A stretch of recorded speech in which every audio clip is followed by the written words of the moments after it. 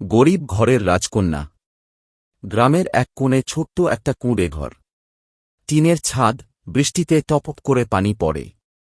সেই ঘরেই থাকত একটা মেয়ে, নাম তার মায়া। গরিব ঘরের মেয়ে হলেও গ্রামের সবাই তাকে ডাকত রাজকন্যা বলে। কারণ তার চোখে ছিল অদ্ভুত একটা স্বপ্ন, আর মুখে সব সময় হাসি। মায়ার বাবা ছিলেন দিনমজুর। সকালে বের হতেন, সন্ধ্যায় ক্লান্ত শরীরে ফিরতেন। মা সেলাই করতেন, কখনো কারো বাসায় কাজ করতেন। সংসার চলত কষ্টে, তবুও তারা মায়াকে ভালোবাসায় ভরিয়ে রাখতেন। মায়া ছোট থেকেই খুব মেধাবী ছিল। স্কুলে যাওয়ার জন্য তার কোনো ভালো জামা ছিল না, পুরনো একটা ফ্রক পরেই প্রতিদিন যেত। কিন্তু তার খাতায় লেখা থাকত সবথেকে সুন্দর। শিক্ষকরা বলতেন, এই মেয়েটা একদিন অনেক বড় কিছু করবে। একদিন স্কুলে একটা বড় অনুষ্ঠান হবে। সবাই নতুন পোশাক পরে আসবে। মায়ার মন খারাপ হয়ে গেল। সে জানত তার নতুন জামা কেনার মতো টাকা নেই। সেদিন রাতে মায়া চুপচাপ বসেছিল। তার মা এসে জিজ্ঞেস করলেন, কি রে মা, এত চুপ কেন? মায়া মাথা নিচু করে বলল, মা, সবাই নতুন জামা পরবে। আমি কি পরব? মা একটু হাসলেন। বললেন, তুই আমার রাজকন্যা, তোর জন্য জামা হবেই।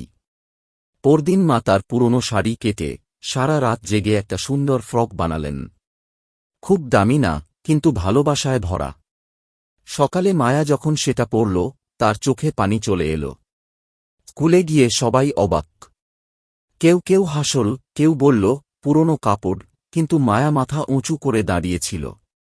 কারণ সে জানত এই জামাটা শুধু কাপড় না, এটা তার মায়ের ভালোবাসা। অনুষ্ঠানে একটা বক্তৃতা প্রতিযোগিতা ছিল। মায়া অংশ নিল। তার বিষয় ছিল স্বপ্ন।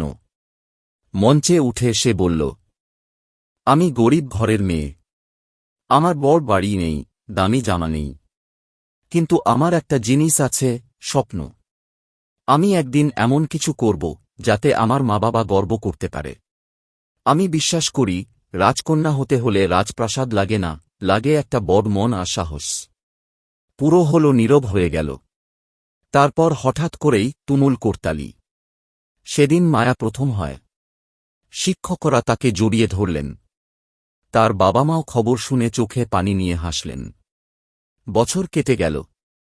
মায়া পড়াশোনা চালিয়ে গেল, অনেক কষ্টের মাঝেও হার মানেনি। অবশেষে সে বড় শহরে পড়ার সুযোগ পেল। সবাই অবাক, গরিব ঘরের সেই মেয়েটাই আজ সবার গর্ব। অনেক বছর পর সেই একই গ্রামে একদিন একটা বড় গাড়ি এসে থামল। গাড়ি থেকে নামল এক আত্মবিশ্বাসী তরুণী। সে মায়া। এখন সে একজন সফল মানুষ। গ্রামের স্কুলে নতুন ভবন তৈরি করে দিয়েছে, গরিব বাচ্চাদের জন্য বই কিনে দেয়। গ্রামের লোকজন আবার তাকে ডাকতে লাগল, আমাদের রাজকন্যা ফিরে এসেছে।